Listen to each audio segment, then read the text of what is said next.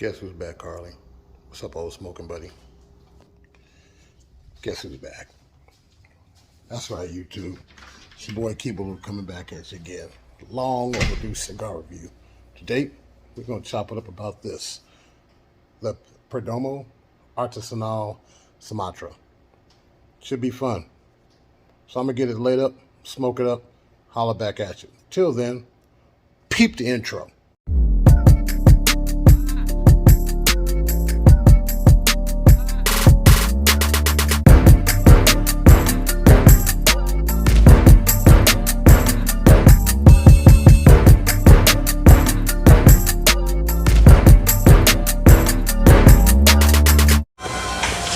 What's going on, YouTube? It's been a minute.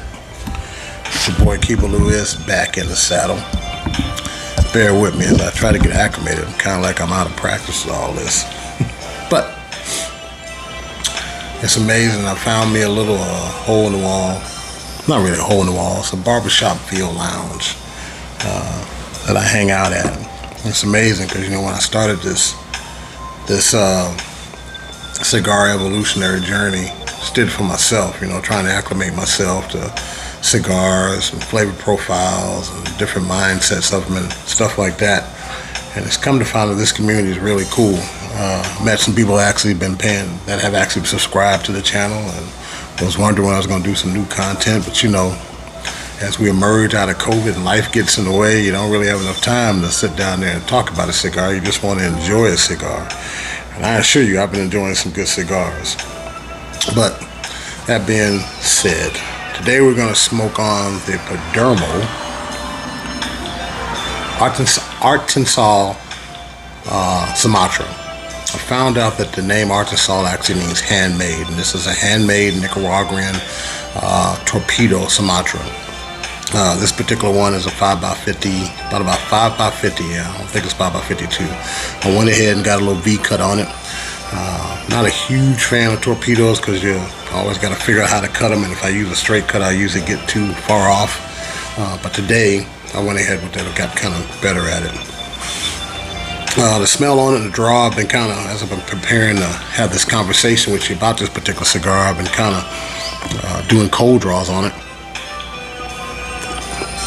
And I get a nice woodsy, earthy, but creamy flavor that comes off of it, which is weird because I'm not really a big earthy fan. I do like woodsy, such as cedar and stuff like that. But the mixture of this this combination of earth and woodsy is really cool, and the smell is good. It's got that woodsy smell to it, kind of like you know, a pile of cedar or something like that. It really smells good. It smells like it's going to be enjoyable smoke. Really dug the band on that. From Perdomo. As you know, Perdomo is a good name in cigars, and this particular Nicaraguan, I'm looking forward to it. I haven't really had much about it. I'm gonna check the Googles when I talk about it, but that band's pretty funky. You can see that. It's kind of like got a classic Cuban vibe to it, or classic Nicaraguan vibe to it. Kind of tells a little bit of a story of the cigar. So I'm gonna get this lit up, come back and holler at y'all.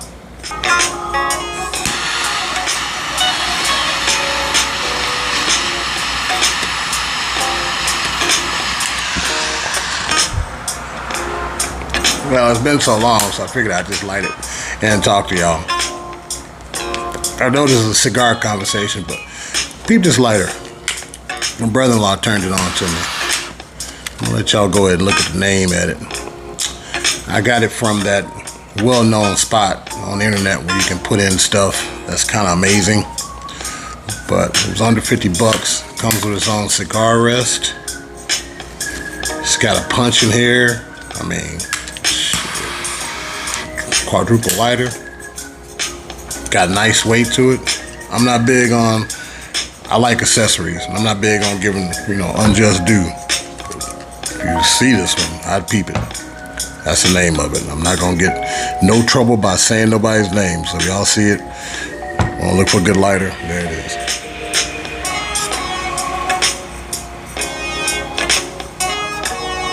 Ooh. That's a pretty good little first little hit of that Sumatra. A little bit of pepper, Definitely some white pepper that kicks in on the initial retrohale. That creaminess of that woodsy, earthy thing comes to, but it's not too overpowering for a Sumatra flavor. Got a buddy of mine named Rowley, doesn't like spice. Off that first one, yeah, it's a little bit of spice in there for a Sumatra, but it's a good balance. It's not overpowering right now. So I'm gonna check out this and come back to our show. We're gonna smoke it down, see what's popping. What's up, family? We back at it, getting down to the first third of it. Construction of the cigar has been holding up pretty good. I got a pretty good light and burn. Stacks, it's doing pretty well. Got a little bit of uneven, but I got my fan out here in the lab, so I think that might have affected how I was drawing it. The draw on it for a torpedo, I normally have issues with torpedoes on the draw, but Perdomo, being a well maker that they are, not affected at all. I do have a good smoke output. Again, my fan's kind of blowing it, so you can't really see. If I hold my breath long enough, I'll turn the fan off so you can see it. Draw is okay, kind of snug, and I meant to tell you I'm wrong. It's a 6x54. I think I said a 5x50, but I remeasured it. It's actually a 6x54 torpedo. That pepper is still pretty pronounced on the first third. But I do like a little bit of pepper. It's not overpowering to me, but if you don't like pepper, it definitely says hello to you. Retrohale, it's okay for my palate, but for Sumatra, it's still kind of, it's real mellow. It's kind of, it's not overpowering. I don't want to use the word weak, but it's very subtle with the pepper.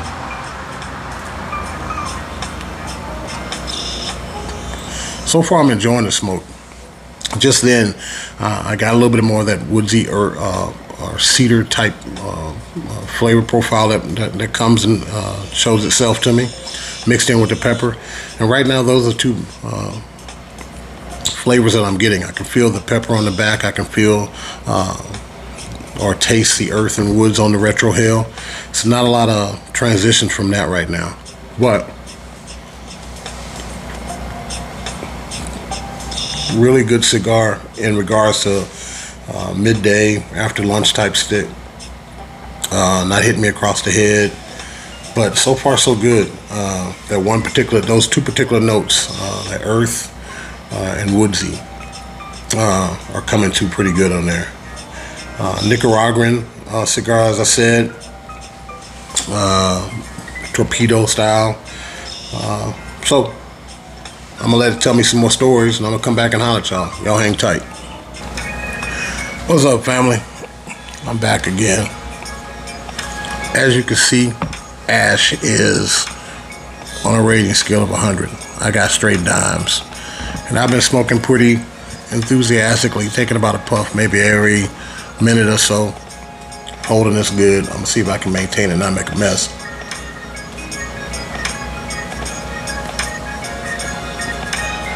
Draw is still pretty good. This is it's listed as a medium body cigar, but I'm gonna go with mild to medium as far as how this cigar is, the flavor profile for me. Hasn't really changed in complexity. Earthy notes, woodsy notes. That pepper is still there.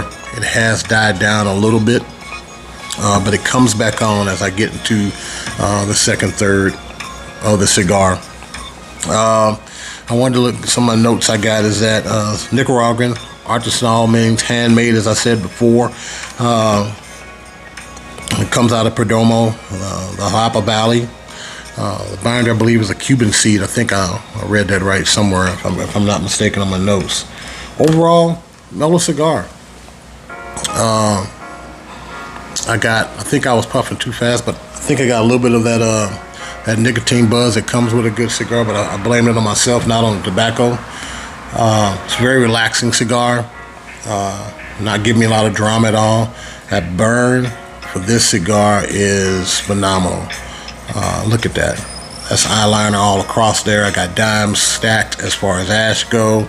The construction of this cigar from Perdomo, as you know, is awesome. This particular cigar I picked up from a subscription club that I belong to called Loyal to the Ash. That's where it came in. I've seen this cigar once before, mainly because I was looking for some Perdomo specifically cigars, but didn't go with it because it was a torpedo. I don't usually gravitate to those shape of cigars, but this one, they're going pretty good. I'm actually pairing this with some Gran Camino tequila. I'm not a tequila guy for the most part, but I'm trying to expand my palate with pairing and stuff like that. And this one, which is a Raspado, is going really jazzy with this cigar. No lie, no doubt. I'm surprised. I think this is one actually by Kevin Hart. I went to Kevin Hart's concert, and he was not selling it, but he had it. He was talking about it, and had a couple other Raspado type tequila. That's kind of I like to get down with. I don't like the blancos for the most part, but this particular brand is going really good with this Sumatra cigar. Again, I can't emphasize enough on that burn, that construction. My only knock on it right now is that it's not a lot of transition in flavor profile. I'm getting those three notes: pepper, the cedar or the woodsy thing, and that earth type thing. And when I say earth, I'm talking more along the lines, not so much of the hay or soil or anything like that, but like the true essence of tobacco. If you get it, it's not like, you know, Red Man chewing tobacco, but I get the cool flavor of tobacco, and I like tobacco flavor. That's what I'm getting when I say earth. Earth, woodsy, and the pepper. Hasn't done much to me other than that.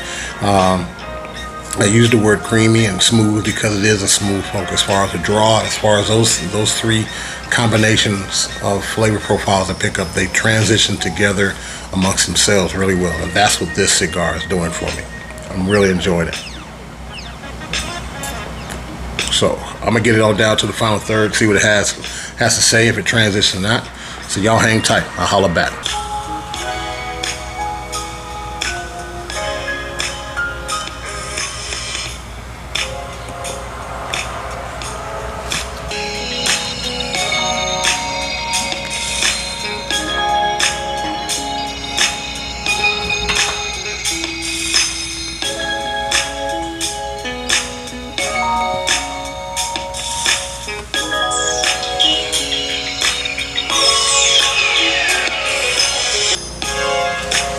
What's up, family? Boy, Keep It Loose back. Wrapping up this cigar. Not really, getting just into the final third of it. Cigar didn't change a lot as far as the notes go. It was a nice mellow smoke.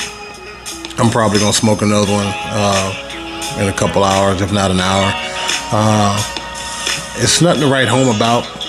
If you find it or you get it free, I'd pick it up. It's worth it. I don't know if I would necessarily recommend this particular cigar. It depends on your palate. It kind of comes off almost as a house blend almost, because it doesn't transition. I mean, I created a little rating scale, 1 out of 10. I'd give it a 7. The construction was on, ash was on. Those flavor profiles of the woodsy earth and the pepper complemented each other well in this particular cigar, because one didn't overpower the other one, so that made it an enjoyable smoke. I look for a little more complexity, a little more transition in a cigar. This one didn't really have it. It stayed those particular notes throughout the whole thing. But as you know, Perdomo is a very good named cigar, and this one held up to its name in regards to what it offered.